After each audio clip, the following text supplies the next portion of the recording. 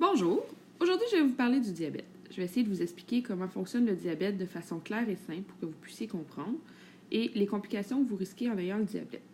L'idée, c'est d'essayer de vous montrer comment vous pouvez agir le plus possible sur votre diabète pour éviter d'avoir ces complications-là. Ici, je vous dessine un intestin. L'intestin, à travers tout ce qu'on mange, va pouvoir passer. Donc, quand on mange, exemple, une pomme, elle va s'en aller dans notre estomac, puis dans notre intestin, et le sucre va être désagrégé en petites molécules qu'on appelle glucose, les points verts sur le dessin. Ça va s'en aller vers le sang. Ici, je vous dessine comme une artère ou une veine, comme ce que vous voyez sur votre bras. C'est comme si le sucre passait à travers une grande porte de garage pour que le glucose se retrouve dans le sang.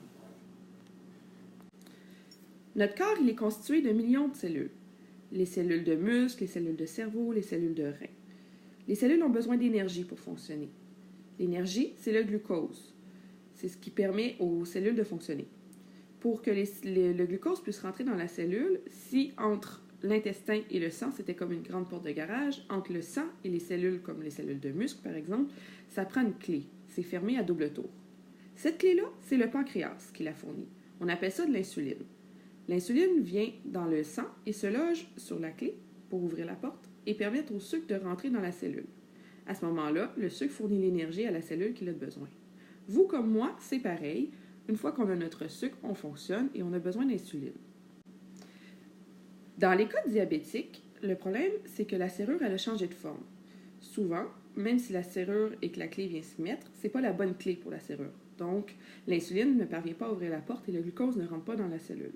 Le muscle n'a donc pas son énergie ou le cerveau. C'est aussi possible avec les cas diabétiques de type 2 que le pancréas se soit épuisé et qu'il ne parvienne plus à sécréter assez d'insuline. À ce moment-là, le corps n'a pas son insuline et le sucre, encore une fois, ne parvient pas à rentrer dans la cellule. Lorsque ce sucre-là ne rentre pas, le glucose, le corps manque d'énergie. Il envoie un signal. Le cerveau va vous dire « je suis fatigué » ou « j'ai faim ». Dans le fond, c'est votre corps qui essaye de vous dire « je suis fatigué, bouge moins, j'ai pas assez de sucre à dépenser » ou « mange plus, je manque de sucre à dépenser ». Donc, vous avez plus faim et vous êtes plus fatigué. Si vous avez plus faim, il y a des fortes chances que vous ayez mangé plus. Si vous mangez plus de glucose qui se retrouve dans votre intestin, plus de glucose dans votre intestin, donc plus dans vos vaisseaux sanguins. Votre pancréas va essayer de fonctionner davantage et de sécréter plus d'insuline. Malheureusement, c'est peu efficace. Ce qui va fonctionner mieux, c'est votre rein. Votre rein, il sert à filtrer tout le sang. Ce qu'il va faire, c'est qu'il va aller voir la concentration du sucre, essayer de le prendre et de l'envoyer dans l'urine, même si normalement ça n'arrive pas. Quand il envoie du sucre dans l'urine, il tire avec lui l'eau qui s'en va aussi dans l'urine. Résultat, il envoie un signal à votre cerveau vous disant « j'ai soif, dilue-moi tout ça ». Vous buvez plus d'eau, si vous buvez plus d'eau, plus d'urine. Autrement dit, si je résume, pour quelqu'un qui est diabétique, surtout au début, parce que parfois avec le temps les symptômes s'affaissent un petit peu, il va avoir plus de fatigue, plus de faim, il va avoir beaucoup plus soif et beaucoup plus d'urine. Maintenant, on va changer de tableau. Prenons par exemple du sucre et du sable. Ce sont des cristaux qui sont solides tous les deux. Si je les regardais, je pourrais y voir certaines ressemblances au niveau de la forme et de la force des cristaux. Maintenant, imaginons que je prenne mon sable et que je m'installe sur votre beau plancher de bois franc tout verni. Pendant 24 heures, je frotte avec le sable sur votre plancher. Il est fort possible que vous ne m'aimiez pas et il est fort probable que votre plancher soit très usé au bout de 24 heures. C'est le même phénomène qui se passe au niveau de vos vaisseaux sanguins. Pendant 24 heures, le sucre circule et frotte sur les parois des vaisseaux sanguins. Le cœur n'arrête pas de battre pendant qu'on dort, donc le sucre continue de frotter aussi pendant qu'on dort. À force de frotter, c'est super important, c'est sûr que ça va finir par faire des graphines. Les graphines ne sont pas très graves, dans le sens où notre corps est habitué, comme quand je me mets la main dans un rosier, je fais une gale et ça fait un caillot. Eh bien, si je me graphine l'intérieur d'un vaisseau, il va faire un caillot. Le caillot, il va finir par se désagréger et c'est pas très important. Mais parfois, pour des mécanismes un petit peu complexes, ce qui va arriver, c'est que le caillot sanguin va partir dans la circulation. Si mon caillot il part dans la circulation, il va finir par aller se loger au niveau des petits vaisseaux. Parce que notre corps est fait comme la plomberie d'une maison. Les vaisseaux sont de plus en plus petits. On aurait tendance à penser que les vaisseaux les plus petits sont au niveau des pieds et des mains, mais ce n'est pas le cas. Quand le caillot arrive au niveau d'un petit vaisseau, il va empêcher son irrigation. Autrement dit, il va empêcher qu'il reçoive son oxygène et ses nutriments, ce qui fait que cette partie-là va mourir. Les petits vaisseaux sont où? Sont au niveau du cerveau et au niveau du cœur. Et c'est là que c'est problématique. Au niveau du cerveau, on va parler d'un AVC. Au niveau du cœur, on va parler d'un infarctus, ou autrement dit, d'une crise de cœur.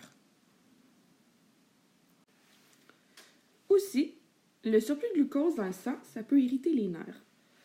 Lorsque les nerfs sont irrités, ils vont moins bien percevoir les pressions.